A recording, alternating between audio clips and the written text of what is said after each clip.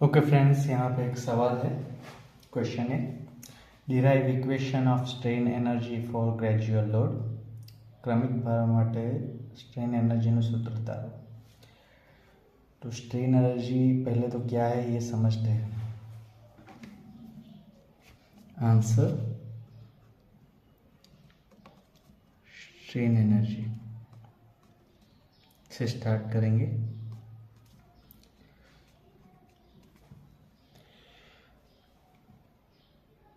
Okay, strain energy एक energy है। It is the energy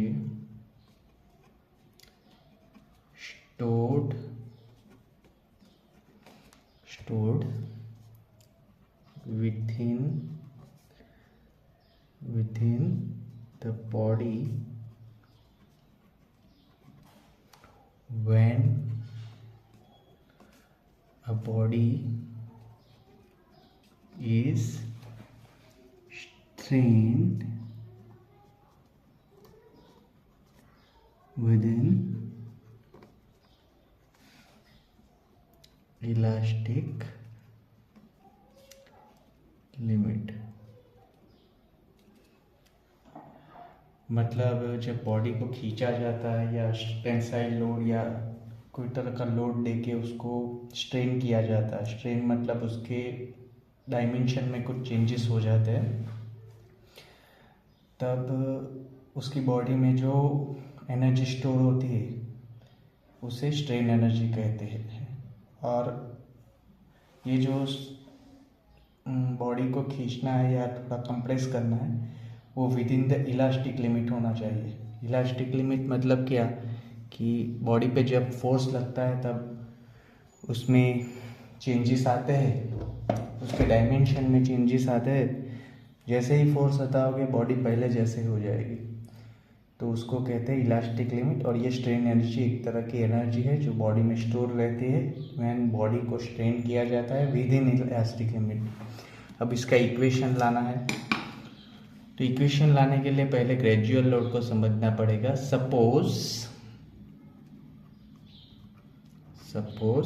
a body और material is subjected to gradual loading from 0 to P।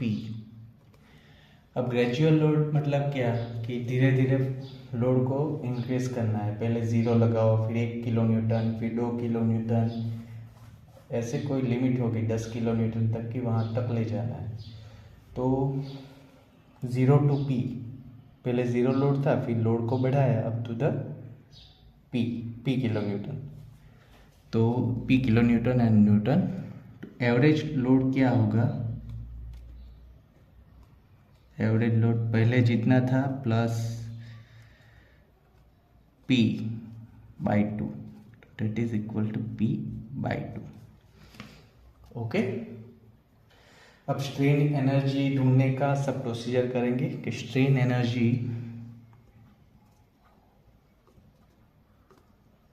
Equal to average load plus deflection. Okay, अब हमारा average load क्या है? P by 2 है, और deflection मतलब चेंज इन लेंथ ले लेंगे।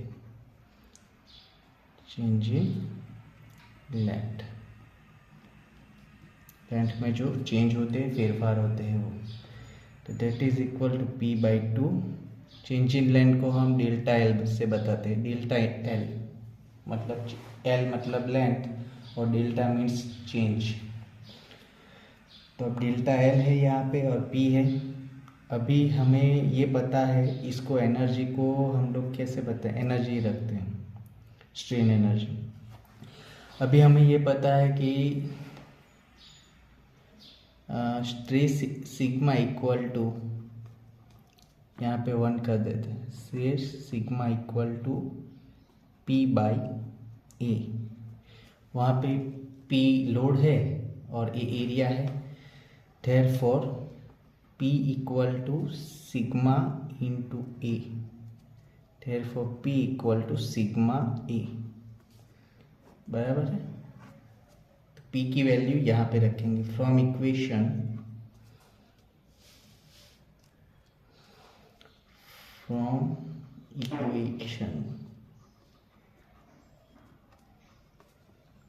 1 and 2,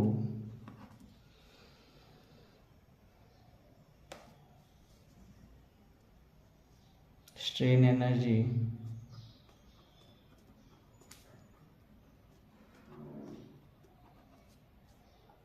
इक्वल टू P की वैल्यू यहाँ पे रखो sigma A by 2 into delta L। ओके, इसको इक्वेशन 3 नाम दे देते हैं, बहुत सारे इक्वेशन आएंगे। ओके, अब डेल्टा L, अब स्ट्रेन एप्साइलॉन का हमें याद होना चाहिए, strain epsilon equal to delta L by L, therefore delta L equal to, ये L यहाँ पे चला जाएगा, एप्साइलॉन इंटू L, तो इसे इक्वेशन 4 में दो। therefore from equation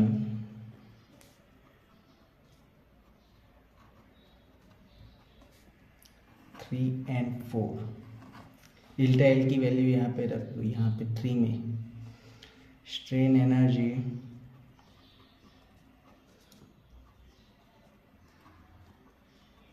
equal to sigma A by 2 into, यहाँ पे डेल्टा L की जगह एप्सिलॉन L लिख देंगे, बराबर है।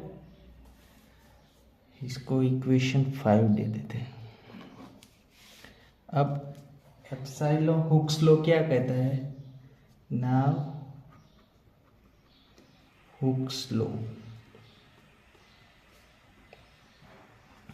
Sigma equal to E epsilon, therefore epsilon equal to sigma by E, बराबर। Sigma equal to E epsilon, तो E नीचे चला जाएगा, epsilon equal to sigma by E, that is equal to 6।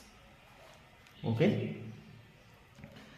From equation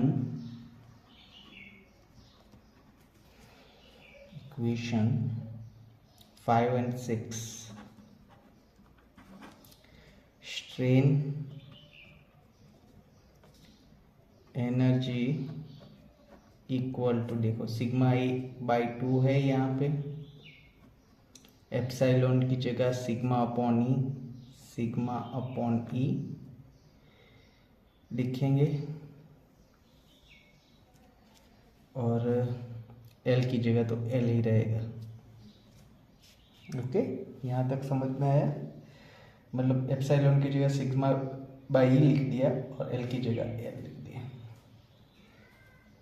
अभी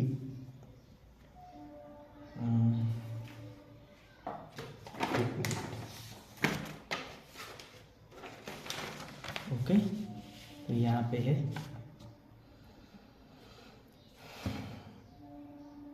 सो स्ट्रेन एनर्जी इक्वल टू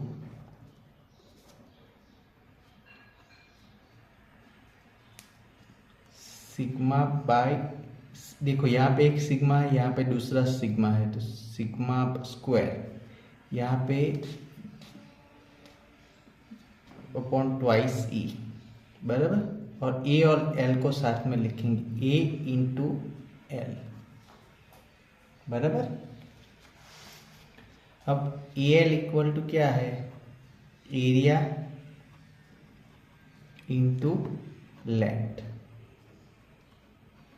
देखो, और area into length equal to volume V, capital V, तो AL इक्वल to volume. Okay,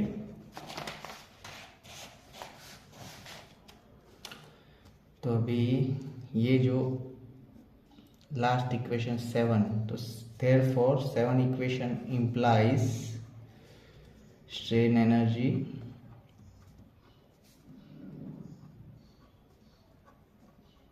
equal to sigma square upon twice C into V volume, and that is the formula. It is asked in 3 marks. Okay, तो ऐसे पूरा का पूरा derive करना है और इम्पोर्टेंट है एग्ज़ाम के लिए भी। Thank you.